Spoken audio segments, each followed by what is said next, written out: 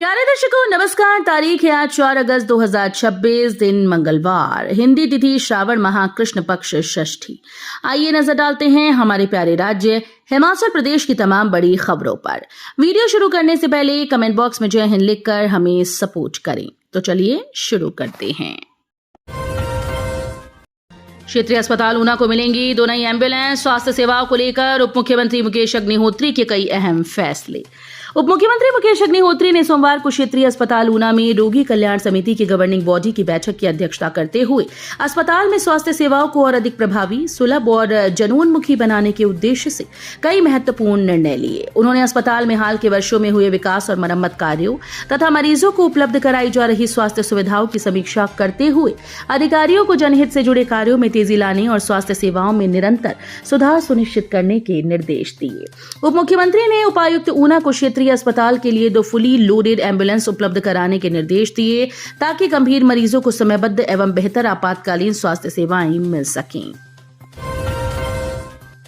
बुजुर्गों की देखभाल न करने पर वापस ली जा सकती है दान दी जमीन, हिमाचल हाईकोर्ट का बड़ा फैसला।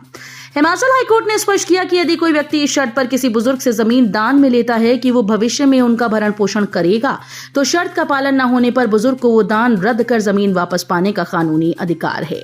यह निर्णय न्यायाधीश राकेश कैंथला ने दीवानी नियमित अपील पर सुनवाई करते हुए सुनाया।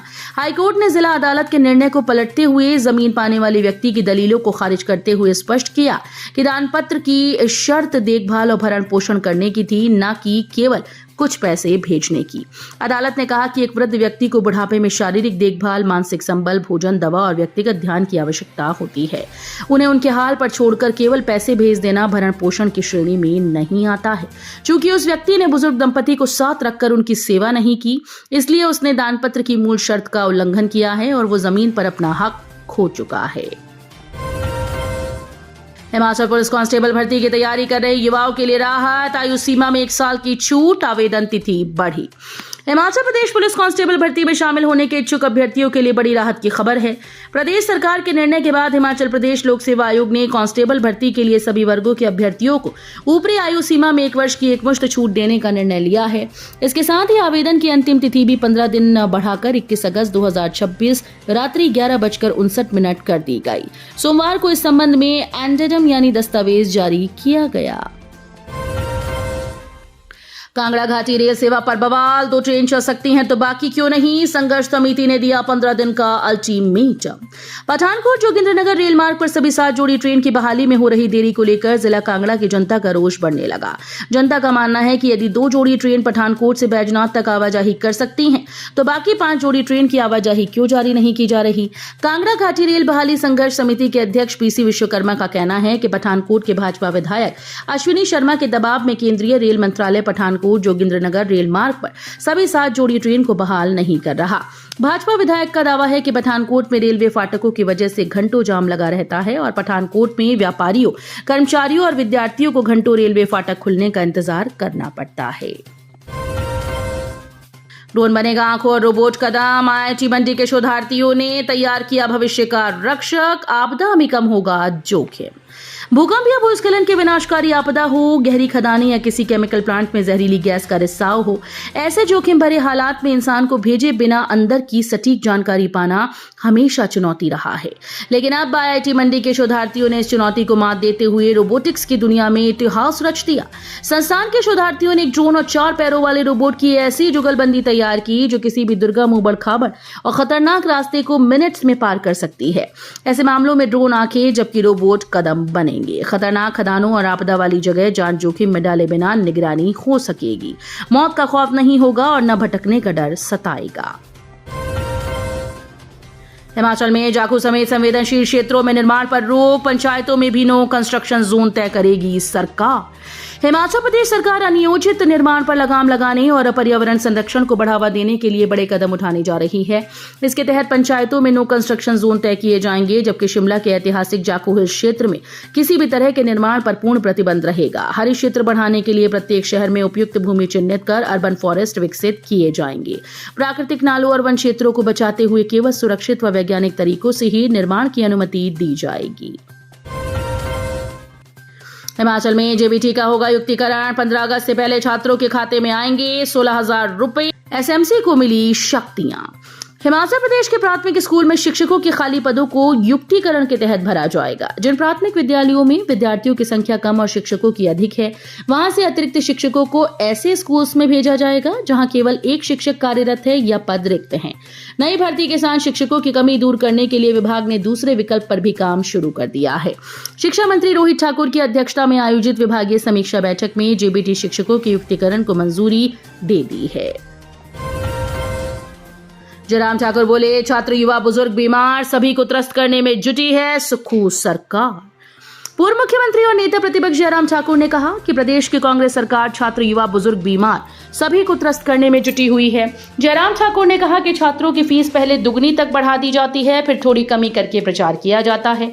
उन्होंने कहा कि बहुत से ऐसे छात्र हैं जो वास्तव में बढ़ी हुई फीस का इंतजाम करने में सक्षम नहीं और अब वे प्रवेश न लेने के बारे में विचार कर रहे हैं। चिंता की बात तो ये है कि मुख्यमंत्री जब किसी तरह के शुल्क बढ़ाने की योजना बना लेते हैं तो लोगों की परेशानी के बावजूद भी उसे लागू करने का प्रयास करते हैं। बेरोजगार युवाओं के लिए सुनहरा मौका। हमीरपुर में 90 पदों के लिए इस दिन होगा इंटरव्यू। जिला रोजगार कार्यालय हमीरपुर में 7 अगस्त को लघु रोजगार मेला आयोजित किया जाएगा, जिसमें 90 पदों को भरने के लिए साक्षात्कार लिए जाएंगे। जिला रोजगार अधिकारी सुरेंद्र शर्मा ने बताया कि इस लघु रोजगार मेले में SIS India private limited security guard और सुपरवाइजर के 70 पदों के लिए साक्षात्कार लेगी। इन पदों के लिए 19 वर्ष से 40 वर्ष तक के पुरुष उम्मीदवार भर्ती किए जाएंगे। चयनित उम्मीदवारों को 18,000 रुपए से लेकर 24,000 रुपए तक मासिक वेतन मिलेगा। कुल्लू में मंजू शर्मा मौत, सड़क पर उतरे लोग। हिमाचल प्रदेश के कुल्लू स्थित क्षेत्रीय अस्पताल में प्रसव के बाद महिला मंजू शर्मा की मौत के मामले में जन आक्रोश लगातार बढ़ता जा रहा है। सोमवार को इस मामले में न्याय की गुहार लगाते हुए तीसरी बार लोग सड़कों पर उतरे। बड़ी संख्या में स्थानीय लोग सुबह से रथ मैदान में एकत्र हुए और पीड़ित परिवार को न्याय दिलाने और दोषियों के खिलाफ सख्त से सख्त कार्रवाई की मांग की। करोड़ों की भूमि हड़पने का आरोप, एसएसपी को शिकायत पत्र सौंपकर लगाई न्याय की गुहार।